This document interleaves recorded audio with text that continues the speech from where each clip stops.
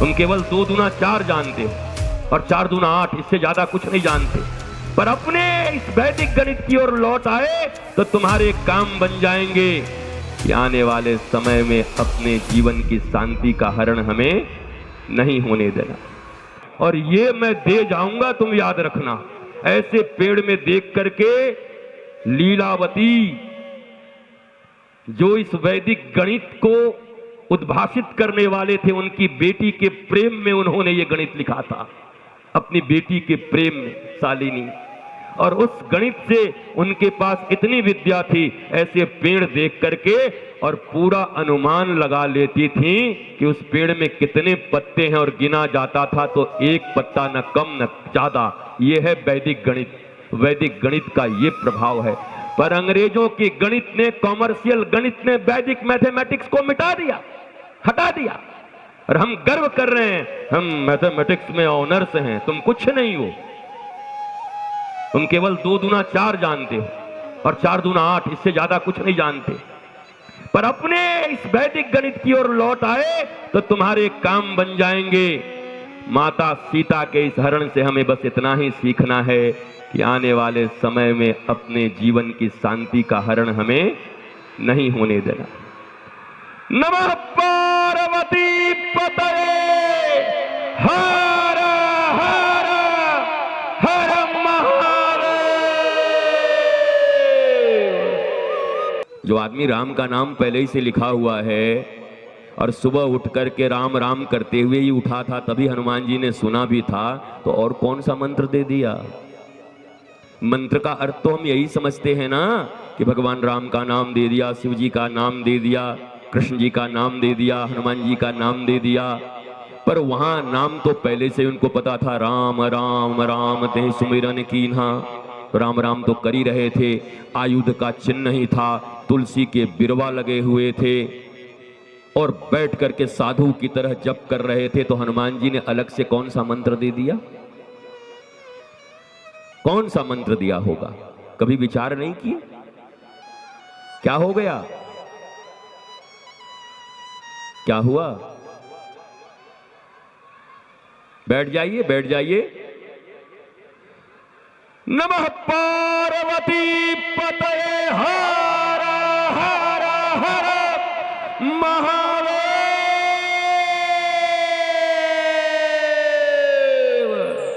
शंभो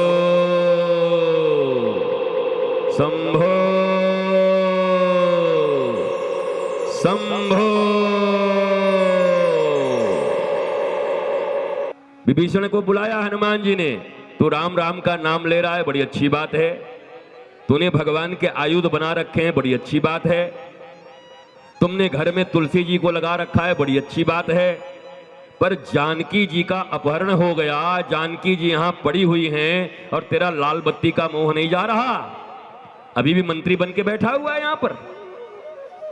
हनुमान जी ने पूछा कि माता जानकी का हरण हो गया, तुम राम राम रट के यहां बैठे हुए हो और तुम्हारे मन में रावण के प्रति एक इमोशनल अटैचमेंट भी है कि भाई कैसा भी हो, लेकिन हमको तो राम राम बोलने का अधिकार दे दिया है। घर में राम नाम लिखने पर भी कोई विरोध नहीं करता है और तुलसी जी भी लगाने के लिए हमको बोला है। तो भैया जैसे भी ठीक ही ठाक हैं भैया। बताओ, भैया ने जगदम्बा का हरण कर लिया। भैया का काम ही है कब किसको कहां से उठा के ले आए। भैया इसी में दिन रात लगे हुए हैं। पर इनके मन में एक सॉफ्ट कॉर्नर है। हनुमान जी पहुंचे और बोले, वाह, बड़ी राम नाम जप रहे हो और बहुत आयुध का चित्र बना के बैठे हो और खूब बढ़िया तुलसी का बिरवा लगा करके और 10 बजे लाल बत्ती में बैठ करके रावण के दरबारी भी लगा रहे हो करते हुए, बजाते हुए, और कह रहे हो महामंत्री भी हैं और भगत भी हैं राम जी के, 2 in 1 बने हुए हो। तुम्हें लज्जा नहीं आती?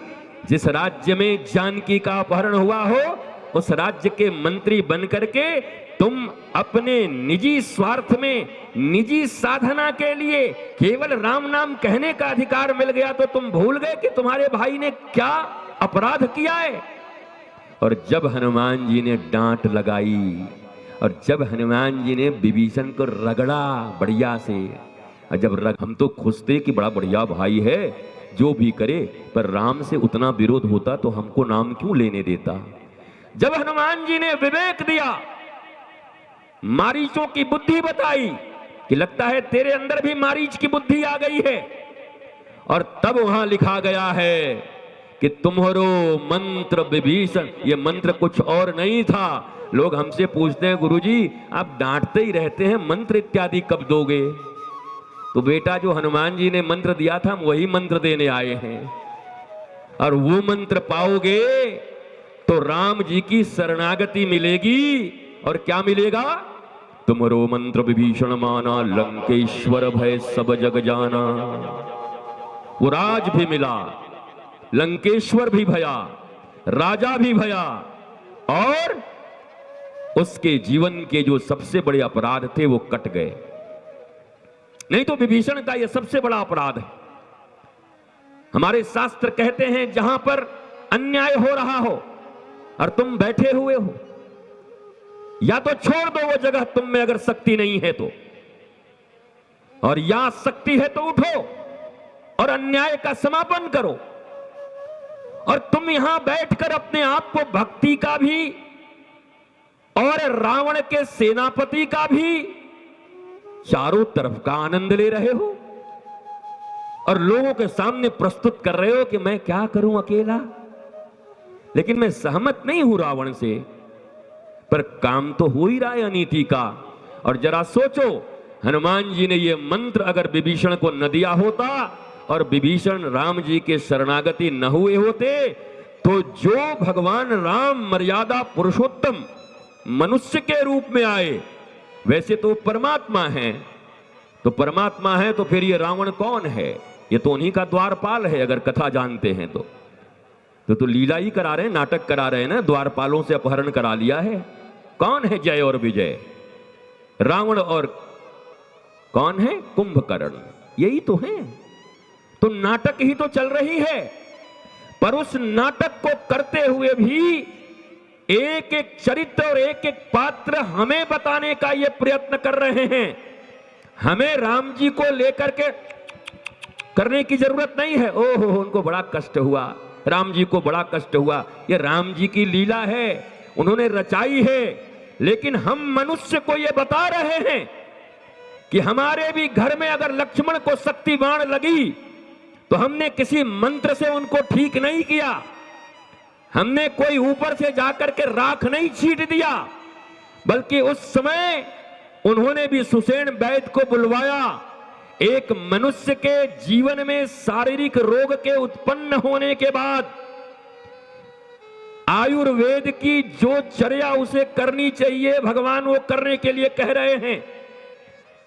अर्थात मनुष्य के रूप में जो जो काम हमें करना चाहिए भगवान स्वयं करके दिखा रहे हैं, पर हम क्या करते हैं, हम वो काम नहीं अपनाते, हम कर्तव्य नहीं अपनाते, बैठ जाते हैं जाकर के।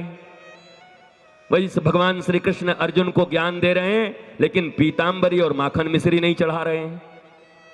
भगवान हैं, मैंने पूछा था, पीतांबरी चढ़ा देते, बंसी दे देते, दो चार स्तुति कर देते